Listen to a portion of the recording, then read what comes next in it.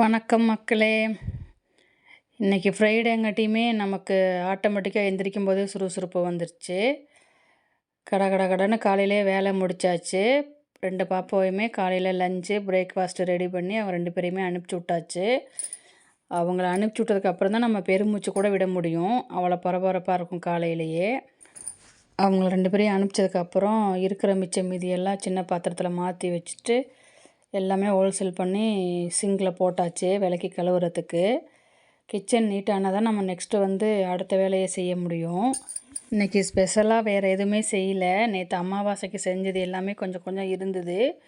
அதனால் புளிக்கூட்டு மட்டும் நான் பண்ணிட்டேன். காலையில் டிஃபனுக்கு தேங்காய் சட்னி அரைச்சாச்சு. கொஞ்சம் தக்காளி சட்னி கேட்டாங்க பச்சை மிளகா போட்டு, அதையும் அரைச்சி அவங்க 2 பேரையும் அனுப்பிச்சி விட்டாச்சு.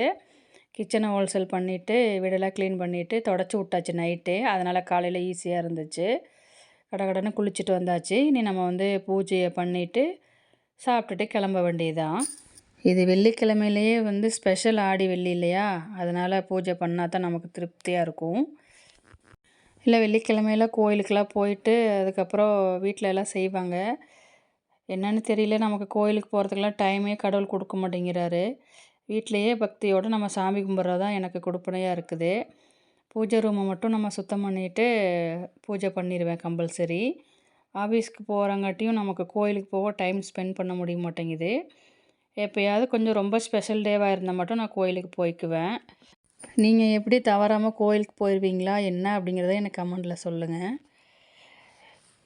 என்னதான் கோயிலுக்கு போயிட்டு வந்தாலுமே நம்ம வீட்டில் அந்த பூஜை செய்கிறப்போ இருக்கிற மன திருப்தியே வேறங்க. கோயில் நம்ம வீட்டுக்குள்ளே தான் கோயில் இருக்குங்கிற மாதிரி ஒரு திருப்தி நமக்கு வந்துடும். ரொம்ப அமைதியாக சாமி பாட்டை போட்டு நம்ம அந்த பூஜை செய்கிறப்போ மனசுக்கு அவ்வளோ ஒரு திருப்தியாக இருக்குது. இன்றைக்கும் எனக்கு அப்படி தான் இருந்தது. ரொம்பவே மனசு திருப்தியாக காலையிலேயே பூஜை பண்ணியாச்சு. இந்த வீடியோ உங்களுக்கு பிடிச்சிருந்தது அப்படின்னா மறக்காமல் லைக் பண்ணி சப்ஸ்கிரைப் பண்ணுங்கள். தேங்க்யூ.